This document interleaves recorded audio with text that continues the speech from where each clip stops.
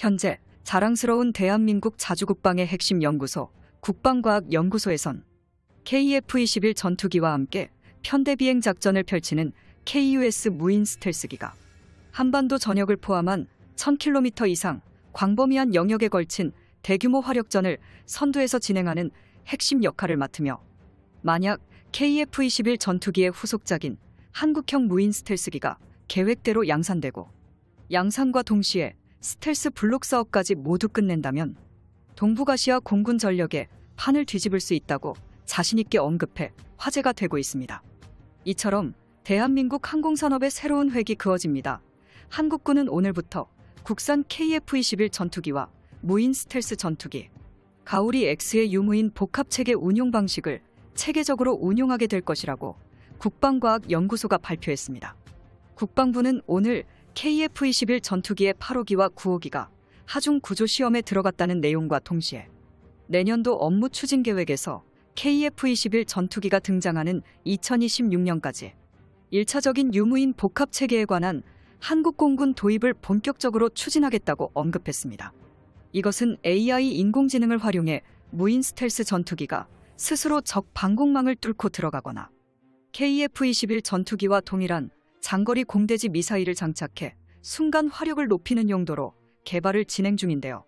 적군의 핵심 시설을 타격하면서 공중전까지 벌일 수 있는 첨단 무인 체계까지 발전시켜 나가겠다며, 궁극적으로 KF-21 플랫폼을 기반으로 한 한국형 무인 스텔스 전투기가 대한민국 영공을 지키는 꿈과 희망이 가상세계가 아닌 현실로 다가오고 있다고 전했습니다. 현재 개발 중인 KF-21 전투기와 함께 국산 무인 스텔스 전투기의 생산 라인은 대한민국의 국방 전력에 어마어마한 이득이 되는데요.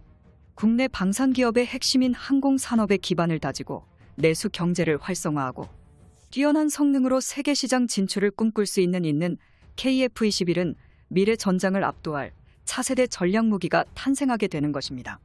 그렇다면 국방부가 언급한 스텔스 유무인 체계가 가져다주는 놀라운 장점들은 무엇이 있을까요? 한국의 스텔스 무인 전투기가 개발이 완료되면 한국은 6세대 전투기 기술을 확보하게 된다. 이것은 국방과학연구소 관계자가 이번에 발언한 의미 있는 말 중에 하나입니다. 이러한 발언을 하며 이것을 지칭했는데요. 이것은 바로 국방과학연구소에서 개발하고 있는 스텔스 무인기 가오리 X입니다. 이번에 처음 공개된 국산 스텔스 무인기 가오리 X는 미래 핵심 기술 분야에 저피탐 스텔스, 무미익 꼬리 날개가 없는 기술 시범기였습니다. 이것은 미국을 포함한 여러 국가들이 개발의 혈안인 6세대 유무인 복합체계에 적용되는 전형적인 형태인데요. 6세대 무인 전투기는 적레이더에 탐지되지 않는 스텔스 기능과 단발 엔진에 꼬리 날개 없이 비행하는 기능이 핵심인데, 가오리 X가 그 형상을 완벽하게 따르고 있었던 것이었죠. 심지어 이미 일반 활주로에서 이착륙 및 비행 시험에 성공한 상태로 비행 영상이 공개됐습니다. 당시 국방과학연구소 초청 행사를 본 미국의 군사 전문 기관인 NA 싱크탱크에서도 한국이 공개한 무인 비행기 군집 제어 스텔스기에 대해 흥미로운 기술 및 무기 체계를 평가했는데요. 향후 KF-21 보라매가 가오리 X로부터 얻은 데이터로 유무인 체계를 구성할 것이며, 필수 무인 항공기, 군집 지역 기술 등을 조합하여 효과적이고 효율적인 작전 임무를 수행할 수 있다고 내다봤습니다. 이에 대해 일본 매체 그랜드플릿 역시 우리나라의 선진적인 무기 기술에 경악을 금치 못했습니다. 사실 일본 외에도 중국의 신화 군사망 전문 글로벌은 우리나라가 공개 행사를 가지기 전에 한국은 스텔스 무인기 기술 확보에 대부분 실패할 것으로 예상했는데요. 당시에 중국의 신화닷컴 군사 언론은 한국이 TOC 훈련기를 통해 이제 막 항공기 산업의 문을 열었다고 말하면서, 그 때문에 5세대 스텔스 전투기에 대한 기술이 터무니없이 부족해 미국의 핵심 기술 이전 외에는 한국이 해결할 방법이 없다고 전했습니다. 또한 중국인들은 미국의 스텔스 무인 전투기 같은 첨단 스텔스 공격기는 5세대 모델에 비해 기술이 훨씬 까다롭다며 우리나라의 드론 산업이 실패할 것이라고 정리했습니다. 하지만 우리나라는 중국의 전망과 달리 떡하니 한국형 스텔스 무인기 시험 비행까지 무사히 성공해냈고, 마침내 오늘 KF-21 전투기 유무인 복합체계를 공식적으로 선포하자 중국의 국영 언론들도 한국의 저력에 굉장히 당황한 상태가 되었을 것입니다. 개인적으로 굉장히 통쾌하군요. 중국, 일본 모두 우리나라가 무서운 속도로 기술 발전을 이룬 것에 대해 당혹감을 감추지 못할 것입니다.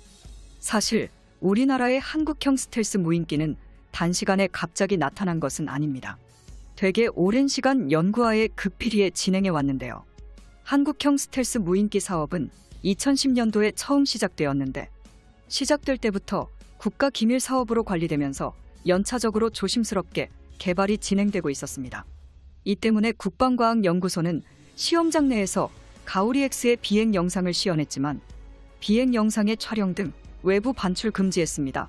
또한 우리나라의 한 언론사에서는 우리나라 국방부 관계자와 방위사업청을 상대로 미국은 6세대 전투기가 벌써 시험 비행에 있고 일본, 영국, 러시아, 중국도 6세대 전투기를 개발 중인데 한국은 4.5세대 전투기를 만드는 것에 만족하냐는 질문을 했는데요.